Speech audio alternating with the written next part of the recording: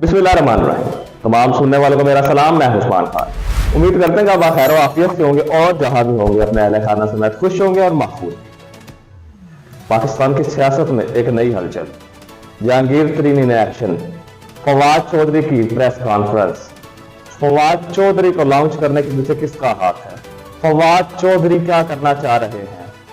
फवाद चौधरी का आइंदा का लाहे अमल क्या होगा, इस पर हम बात करेंगे। फवाद चौधरी गुज़िश्ता रोज उन्होंने प्रेस कॉन्फ्रेंस की है और शाह महमूद कुरैशी से अडयाला जेल में मुलाकात की है।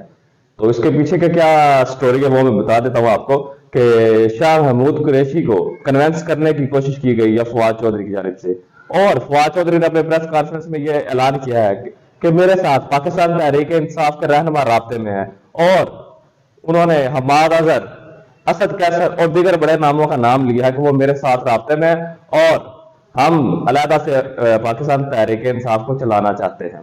तो इसमें शाह महमूद कुरैशी को कन्वेंस करने की माइनस इमरान खान की कोशिश की गई है और कहा गया है कि आप पाकिस्तान तहरीक इंसाफ को लीड करें और माइनस इमरान करें, जिस पर शाह महमूद कुरैशी ने वफा का हक अदा कर दिया, वफादारी का हक अदा कर दिया। शाह महमूद कुरैशी ने मना कर दिया, इनकार कर दिया, और शाह महमूद कुरैशी ने कहा कि मैं हरगिज़ इमरान खान को नहीं छोड़ सकता।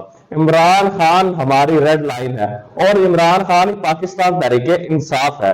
पाकिस्तान तहरीक इंसाफ में से अगर इमरान खान माइनस होगा तो पाकिस्तान तहरीक इंसाफ भी माइनस हो जाएगी, जिसकी तस्दीक शाह महमूद कुरैशी के बेटे जैन कुरैशी ने की है कि शाह महमूद कुरैशी ने फवाद चौधरी को इनकार कर दिया। और एक और बात आपको बता दें कि फवाद चौधरी को जहांगीर तरीन ने भेजा था कि जाकर शाह महमूद कुरैशी को कन्वेंस करें और उन्हें अपने इस तंजीम में, अपने इस पार्टी में शामिल करें, और उनको क़यादत देते हैं, जिस पर शाह महमूद कुरैशी ने सीधा सीधा इनकार कर दिया और वो डट के खड़े हैं कप्तान के साथ।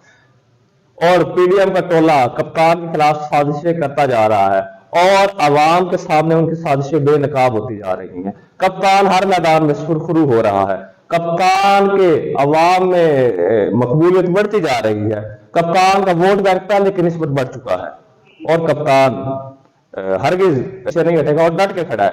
कप्तान ने क्या दिया है कि मेरे साथ अवाम का प्यार है, मेरे साथ अवाम की सपोर्ट है और मैं हरगिज पीछे नहीं हटूंगा।